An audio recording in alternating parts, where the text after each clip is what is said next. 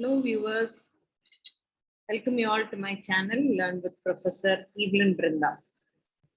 Now in this video, I'm going to discuss with you the major highlights from Indian National Education Policy, which is NEP 2020. So there are many interesting points that have been discussed and that have been actually recommended through this NEP 2020. Some of the few highlights I would like to discuss through this video. Let us see one by one. Before moving on with the highlights, let me just take you through the history of the National Education Policy. So the education policy that we are right now following was actually proposed in the year 1986. Okay? And this was named as National Policy of Education, which is NPE. And this policy actually got slightly modified in the year 1992, which was talking about right to access for free education. And then it had also some amendments in the year 2009, which insisted on the point of right to education. So that was a slight modification or amendments that was made to the existing national policy on education. And the major concentration of this national policy of education was on two things. One, access to education, that is equality, everybody should get access to education. And second is equity, which means fairness, everybody should get education at the same level. These are the two main features of the national policy on education, which was released in the year 1986. Now we are exposed with a new education policy, which I think the whole education sector is talking about it. And that was released on 29th July 2020. And this was termed as National Education Policy, which we shortly call it as NEP. And apart from access and equity, which has already been mentioned in our previous existing policy, the new added format or the new added concept in this new policy is quality in education. So what does the new policy say? Apart from access, apart from equity of education, we should also think of increasing the quality of education. So that is very interesting, isn't it? Yes, so with this historical background, let's move on with some interesting highlights. First, to start with, there are actually here, I think in this video, I'm going to talk to you about some 8 highlights. The first highlight that I would like to talk to you is from the school. I want to start from the school structure onwards. So here in our the current curriculum structure for school is, we call it as 10 plus 2 years, which means 10 years of secondary education and 2 years of higher secondary education. That is the normal school academic structure that is being followed by the current education system. But now the NEP 2020 brings in a new format and format for academic structure, and that is 5 plus 3 plus 3 plus 4. Okay, let's see the details of it. Coming to the old structure, that is what is existing right now is 10 plus 2, which means here you can see there are 10 years of normal basic education, which is the normal secondary education, and we have 2 years of higher secondary education. Now here the point to note is, what is this blue color here indicating? This blue color is certain parents put their kids in pre-KG, LKG and UKG, but certain parents start the education from the class of 1, okay, from first standard onwards. So which was actually optional. So if you want, you can put your kids in LKG, UKG and pre-KG. If not, you can start from the class of 1. That was the existing academic structure. So the education starts at the age of 6 as per the existing academic structure, and the schooling ends at the age of 18.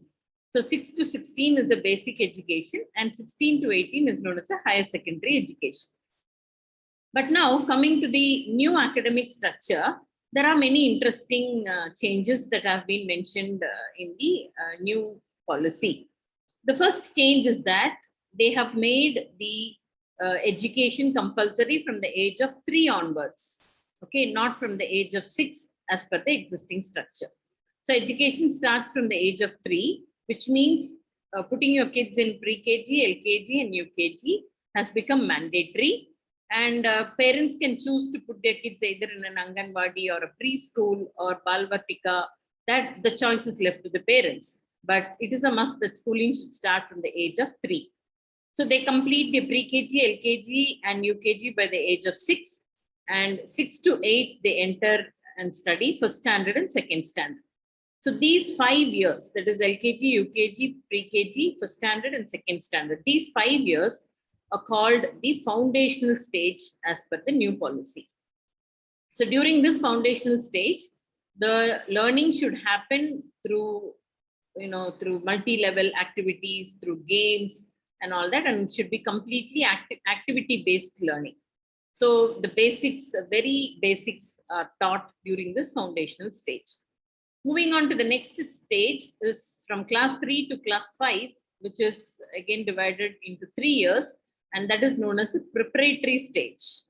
Now, during this stage, again, the method of teaching should be based on some play or games conducted, and this should be in order to, we should handhold the kids to discover certain things, okay, and the learning should be more of activity-based and interactive learning. Okay, so curriculum should be framed to enhance activity-based and interactive learning. Moving on to the next framework is 3 years, which is from class 6 to class 8. Now, this has been given a lot of importance as per the NEP 2020. So, the basic idea, this stage is known as the middle stage. And this is from, activity-based can also be followed, but from activity-based, a slight change is we move on to something called as experiential learning. So we give them a lot of kind of hands-on, skill-based classes, hands-on experience, okay, learn by doing. Such kind of activities are more to be included in the curriculum for the students of class 6 to class 8. And another important, very interesting concept here that is mentioned is from class 6 to class 8, the kids are exposed to various flavors. What I mean by that is they are exposed to maths, they are exposed to science, they are exposed to arts subjects, they are exposed to social science subjects, they are exposed to humanities subjects. They are also exposed to some vocational activities like carpentry, okay, plumbing, things like that, so that, they get to know how to lead a normal life. Okay, so all the subjects are not pertaining to only science or math or something. They have a flavor of everything being introduced during this stage.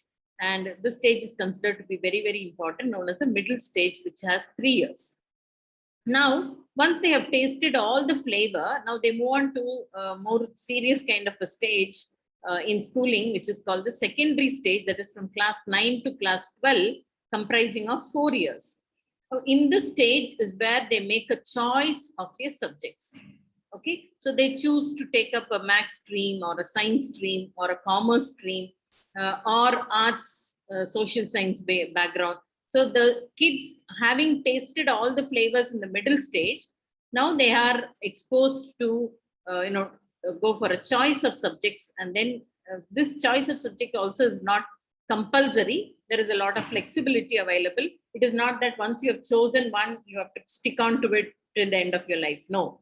Your whole NEP says if you have made a choice and you want to change your choice, yes, the system is going to be completely flexible. That's one of the best points of the entire NEP 2020. So this is about the academic structure change in schooling, okay, in school life.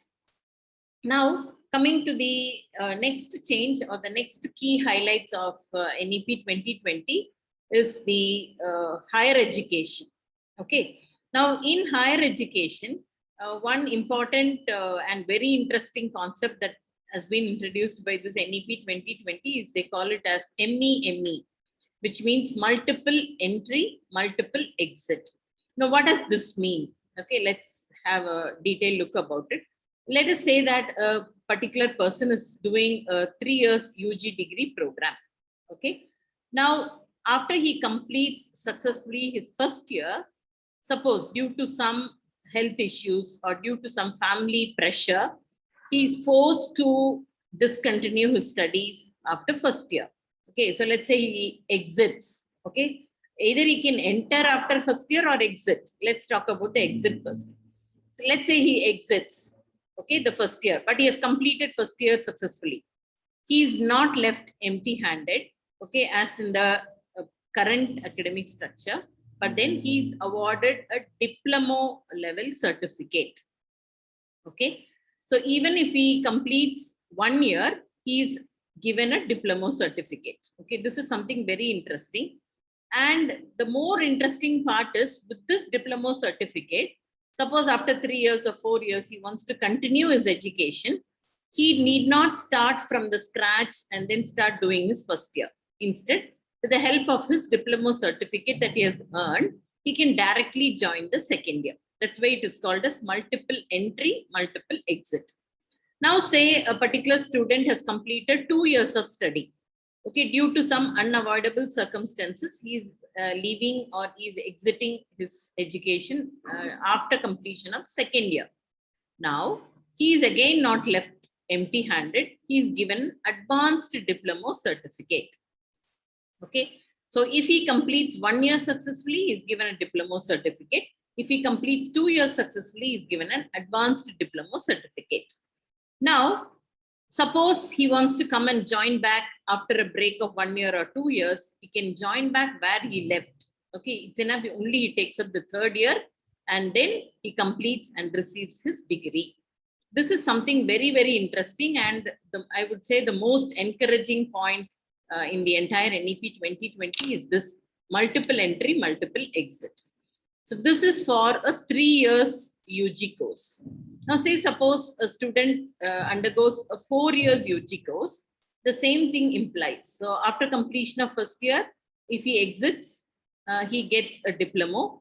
After completion of second year, if he exits, he gets again a diploma. And after third year, if he exits, he gets advanced diploma. And if he successfully completes all the 4 years, he gets that particular degree. Okay, and same entry is applicable for 4 years also. He can enter, after first year, he can enter after second year, he can enter after third year. Okay, but then he should have completed that previous year successfully and got that particular diploma or advanced diploma certificate. This is very, very interesting, which as an educationist, I'm very, very happy about it. But then we need to make a lot of change in the curriculum and syllabi in order to bring in this concept of multiple entry and multiple exit. Coming to the how is this multiple entry and multiple exit possible? Okay, many of you may think, how is that a student can just enter in any time, leave in any time? How is the system going to be managed by the various institutions? Yes, it is going to be a great challenge if we use the same structure that we are using right now. So we have also been given another key highlight in the NEP 2020, and they call it as Academic Bank of Credits. And in short, it's called as ABC. Now, this is a main point or main highlight that helps us to implement this multiple entry, multiple exit. Let's see what is ABC. Now, what is this ABC? ABC was actually introduced by UGC on 21st Jan 2021. They have submitted a concept note in which very clearly they have brought in the details of ABC. And I would say this is one of the biggest educational reformation that has happened in our country. So here, similar to what is known as a CIBIL score for all of us, whoever has a PAN card would be having something called a CIBIL score. So CIBIL score is nothing but based on how we handle our money, finances, our banks, credits, debits, and all that. We are given a score, right? So it's very similar to that. If you are a student and you have something called as a digital bank, okay? So like something very similar to your normal bank, you have a digital bank. When you complete a course, it may be in any education institution, it may be in any university, maybe through any mode, distance mode, online mode, or face-to-face mode. If you're completing a particular course successfully, when I say successfully, it means you complete the assignments, everything related to that course, okay? When you complete it successfully, you earn credits, right? Say 3 credits or 5 credits or 10 credits. That credit gets accumulated into your digital bank, okay, which is called Academic Bank of Credits. So as you keep earning these credits, they all keep accumulating, and then you can earn more credits. You can keep accumulating more. You can deposit them at any time, and you can also, debit them, or you can transfer it and use them to get a degree. This is something very interesting. Now, the most interesting part is, as I already mentioned, these credits can be earned from any university, okay, and from any mode, okay, which may be a physical face-to-face mode, or maybe through blended learning mode, or through online mode, or distance education mode, any mode. But then that degree should be, or that course should be completed from a reputed institutions who are recognized for this ABC. Coming to the, how would this ABC make things different? Yes, it's going to change the entire, I would say it's going to be a big educational transformation if this ABC is brought into practice. First is duration. Yes, as I already mentioned, ABC will help us to implement multiple entry, multiple exit. So when a student completes a particular course, or completes 1 year, the scores, the credits that he earned for that 1 year will be accumulated in his bank. So when he comes back and then joins second year, his credits from the bank will be taken, which is equivalent to his first year of study, and then he can continue from the second year. So MEME is possible with ABC brought into implementation. Second is, he can go for a multidisciplinary choice-based subject. Okay, for example, a student has chosen to do a degree in business. Okay, let's say MCOM. But then suddenly he also wants to do some subjects or some courses from design. He wants to do some course from technology. He wants to do some course from psychology. Yes, he can choose courses from completely different multidisciplinary areas, and then he can learn, but then he should complete those courses, okay, and then earn those corresponding degrees. Okay, credits. Now, that is what we call it as complete flexibility. So if a student joins BCom, he need not complete, or he need not come out as a BCom graduate. In between, if his idea changes, if his interest changes to psychology, he can just stop doing BCom courses and then take up courses from psychology and do it, either from the same university or from a different university, either through the same mode or different mode, and then complete it. And if his credits are more towards psychology, he gets a degree in psychology. If his credits are more towards BCom, he gets a degree in BCom. Now, in case, if there is no majority of credits in any of the areas, say for example, a student is taking up business plus design plus psychology, all the three, he doesn't have a maximum credit. Okay, somebody has an equal credit in all the three. In which area he would be awarded a degree? Okay, there is also a solution for it. They are going to give a degree called Bachelors of Liberal Education. Okay, Bachelor of Liberal Education. This is going to be something very new, new concept for our country. And students can now design their own degree. So if they want, they can join in BCom, but need not complete as a BCom graduate. They can take a complete shift, whatever they want to do, they can do it. And admissions are not going to be based on a particular program, but admissions are going to be for a particular course-wise admissions. Okay, for that course, how many people are going to take an admission? That is going to be the future. And also the fee that is collected is not going to be again program-wise, not a fee for BCom program, no. It's going to be fee for how many credits, he's going to be there in that institution. So fee for that many number of credits that he can earn through that institution or university. Okay, and his credits, this is very, very important. The credits that he earned and put them in his ABC will remain validated for a period of 7 years. So even if he exits first year of study, his credits will be there in his bank, but he has to come back at least after minimum of 7 years, because after 7 years his credits will become invalid. So the lifetime of those credits that he earns and stores them in his ABC is for about 7 years. Yeah, so that is very, very interesting about ABC. So ABC is going to break the notions of branches. It's going to break the notions of specializations. It's going to break the notions of physical campus and locations. Of course, time for education is completely going to be broken by MEME, and also mode of education, as I already mentioned, and currency also, the way in which we pay our fees, all the structure is going to change. Now, this is about UG. Now, coming to master's degree, what are the highlights that have been given in our new education policy? Let's just see.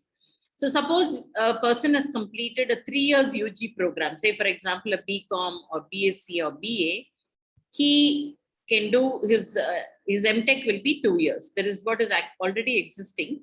But then the new policy says his second year should be more focusing on research based rather than studying theory subjects. The second year of his PG program should be more concentrating on research. And the total structure is 3+2. In case a particular student is undergoing a 4 years UG program, such as BTech, BE, and BPharm, and then his MTech or his master's is reduced to 1 year.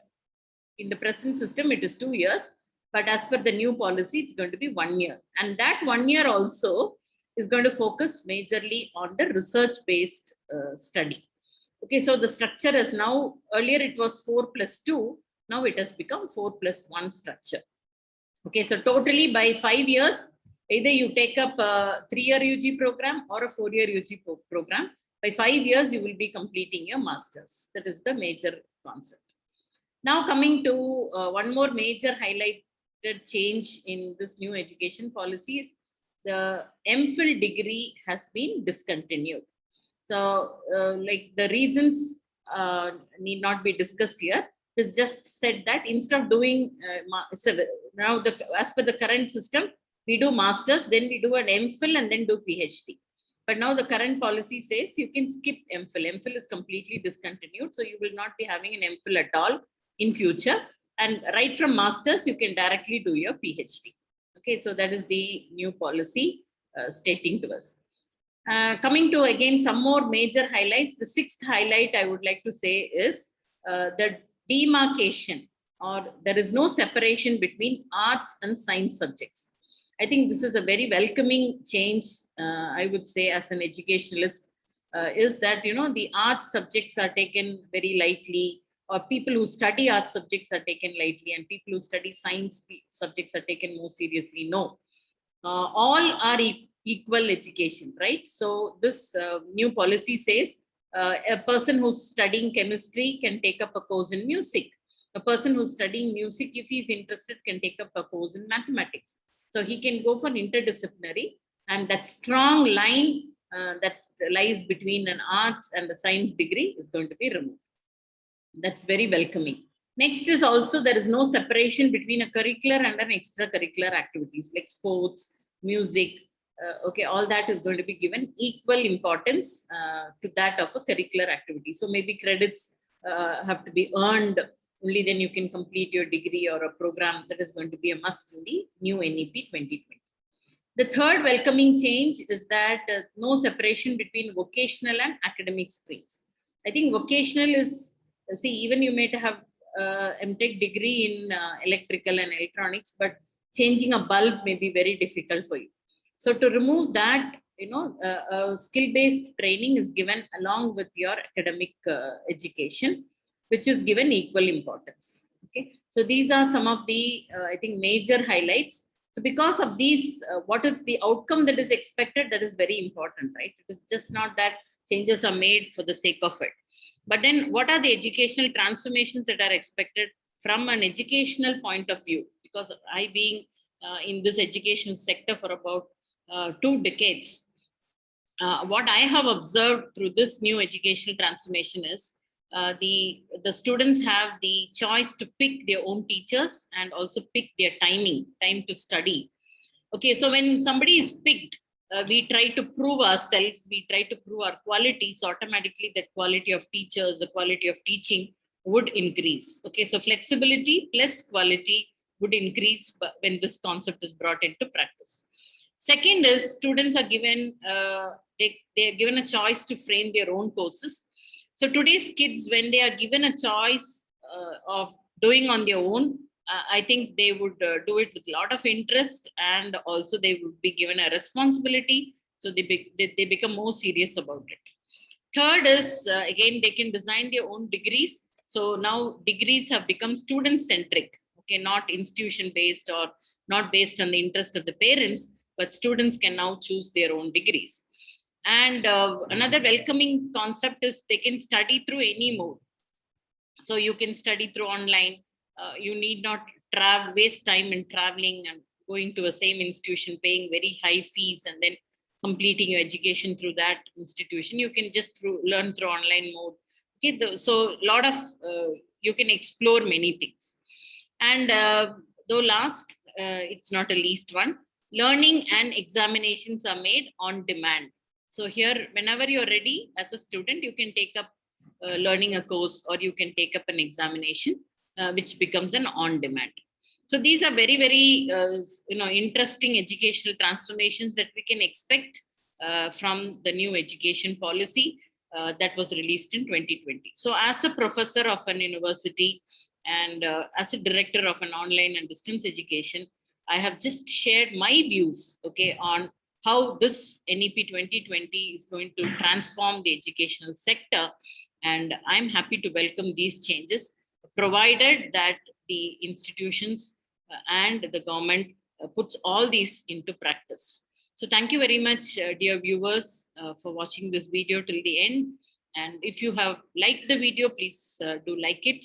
And if you have not subscribed, kindly subscribe and encourage me to do more such education-based videos. Thank you very much, and see you all. Bye-bye.